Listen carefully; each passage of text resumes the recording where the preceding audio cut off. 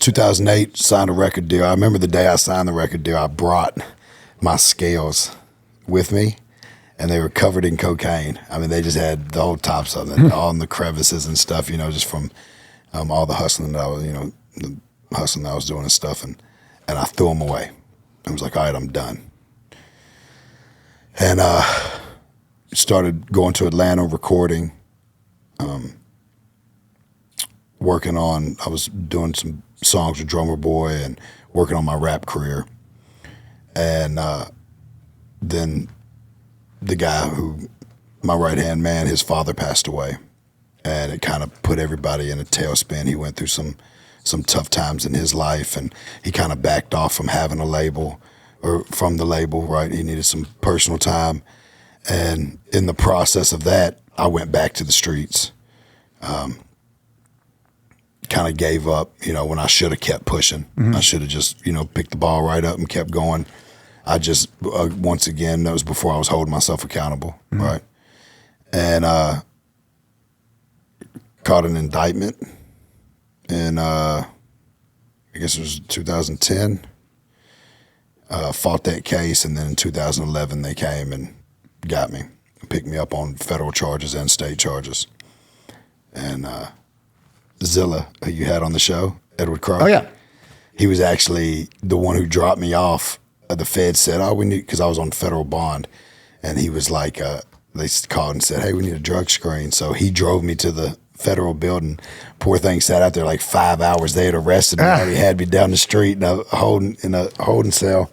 And he's still sitting outside thinking I'm going to come back out. Came out 5 years later. Man. So they got you on a drug test, but it was obviously a drug test. It was a setup. They were just having you come in for that. Yeah, they had indicted me on a conspiracy of 200 kilos. Wow. And 300 pounds of weed in the school zone. There was a bunch of money laundering and stuff attached to it. A group of my friends, my guys that I was working with, they had got arrested months before that. And I thought I had slid out of it.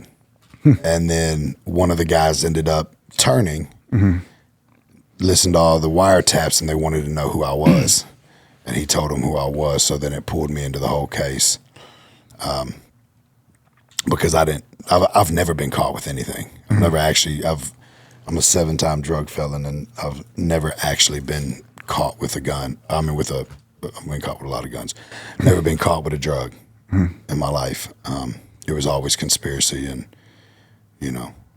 phone conversation or somebody testifying against me.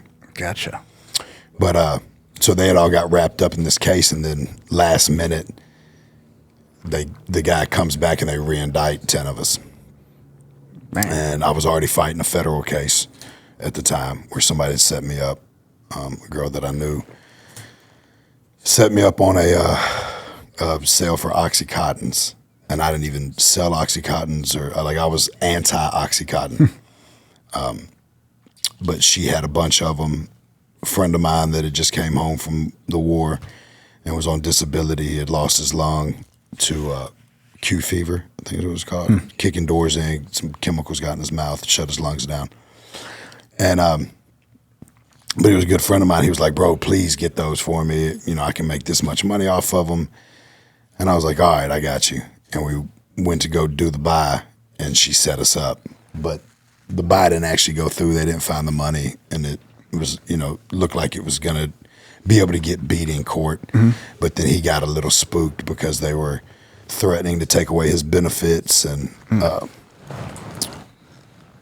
make sure it's under my chin. They were threatening to take away his benefits, his kid's college, all this stuff from, being a vet. And so he ended up, rolling on me. But, so I ended up with the 2 cases. We fought them the best we could. I got 57 months in the feds, 13 years at 30% in the state, right under 5 years. 13 and a half years in the state for cocaine conspiracy of special amounts.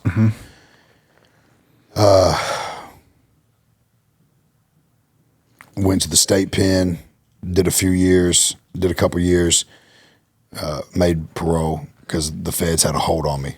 So they just paroled me out to the feds. Yep. As soon as I got to the feds, I'm thinking my time's running together. And the feds say, oh, no, your time's starting now. Oh, man. I was like, I thought I had like 10 months left. Oh, and now they're man. saying I got 57. Damn. But I did the drug program, which knocked a year off. And then Obama had passed that Fair Sentencing Act Okay. with the nonviolent offenders that took 11 months off my sentence. Okay. So, because it was just a drug charge with no gun involved. And so I ended up doing right at 5 years and then coming home to a federal halfway house and come off parole in 6 months. Oh, man. That's a big day. Yeah, man. That's a big day. What are you going to do to I'm celebrate? going to treat it like I did the rest of the time so I don't get back on parole. There you go.